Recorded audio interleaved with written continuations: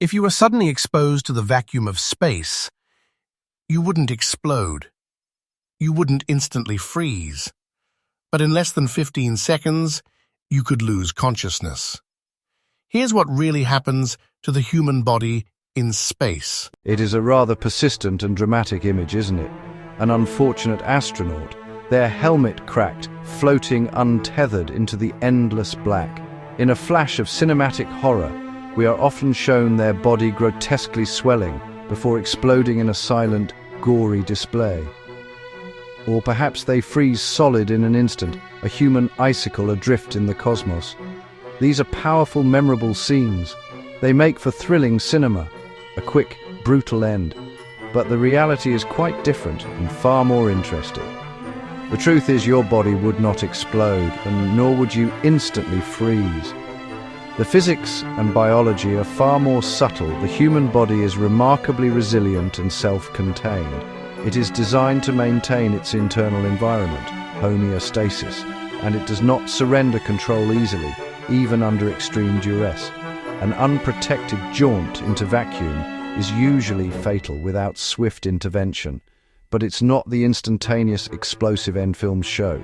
The real threats are quieter and rooted in biology and pressure. To begin, we must first properly understand what we mean by vacuum. The word itself can sound rather abstract, but the concept is quite straightforward. A vacuum is simply a space devoid of matter. Here on Earth, we are constantly surrounded by air, a rich mixture of nitrogen, oxygen, and other gases. This air exerts a constant, steady pressure on everything, including our bodies. Like a fish unaware of the water it swims in, our bodies are perfectly balanced with this external pressure. In the vast emptiness between planets and stars, this blanket of air is almost entirely absent. Space is what we would call a near-perfect vacuum.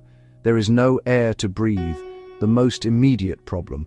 Just as critically, there is no pressure on the outside of the body. Internal pressure that is normally counteracted by the atmosphere is suddenly unopposed. People imagine space as uniformly cold, but heat does not transfer instantaneously. With no air, you lose heat only by radiation, a much slower process. So the vacuum's danger comes from two factors: anoxia, lack of oxygen, and the near-total absence of ambient pressure. The very first and most critical consequence of vacuum exposure: lack of oxygen. Our brains are extremely demanding organs, consuming about 20% of the oxygen we breathe. Without a constant supply, the brain stops working very quickly. The air already in your lungs would be violently expelled by the pressure difference. Holding your breath would be catastrophic. Expanding air would rupture lung tissue. After exhaling, only oxygen dissolved in your blood remains. Your brain would use it up in seconds. You would lose consciousness, a swift, unceremonious shutdown. Real incidents suggest 10 to 15 seconds of consciousness. In that brief window, you'd feel air rushing from your lungs. You might notice a strange sensation on your skin. Moisture on your tongue would begin to boil away. The lining of your eyes would also start to bubble. Simultaneously, ebullism would begin. This is not your blood boiling. Your circulatory system keeps blood liquid by internal pressure, but water in soft tissues would vaporize, forming bubbles under your skin. Your body would swell. Skin tends to stretch rather than rupture. Silence. Extreme ear pain is likely, perhaps ruptured eardrums. Swelling would restrict movement. After falling unconscious, your body would continue its grim dance with the laws of physics. Swelling from ebullism would continue, making you look like a puffy, distorted version of yourself.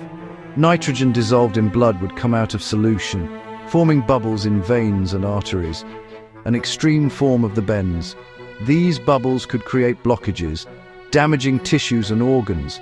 You would not freeze instantly, you would slowly radiate heat into the cold void. Without air, radiation alone is inefficient. It would take many hours for core temperature to fall fatally.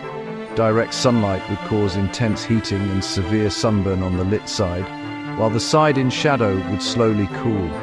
Without Earth's atmosphere and magnetic field, high-energy particles would bombard your body, damaging cells and shredding DNA. Minutes can impart a significant dose. Ultimately, even with resilience, this is not survivable for long. After about 90 seconds to 2 minutes, hypoxic brain injury becomes permanent and the heart will stop. Let us bring this together and dispel the myths once and for all. The body does not violently explode, our skin is far too tough, nor does it flash freeze in seconds. The physics will not allow it. The immediate lethal threat is the profound lack of oxygen, which leads to loss of consciousness in about 15 seconds. This is the critical window. In 1966, a NASA technician was exposed to a near vacuum when his suit leaked. He remained conscious for about 14 seconds. His last memory was the moisture on his tongue beginning to bubble. He was repressurized within about 30 seconds and made a complete recovery. This provides invaluable data on survivability. Survival in a vacuum is a tale of seconds, not minutes. A spacesuit is not just a bubble of air, and it provides essential pressure our bodies need to function. So enjoy the drama, but know the reality is quieter, quicker, and all about oxygen. Remember this, you have about 15 seconds of useful consciousness. After that, only a swift rescue can save you. Space is hostile,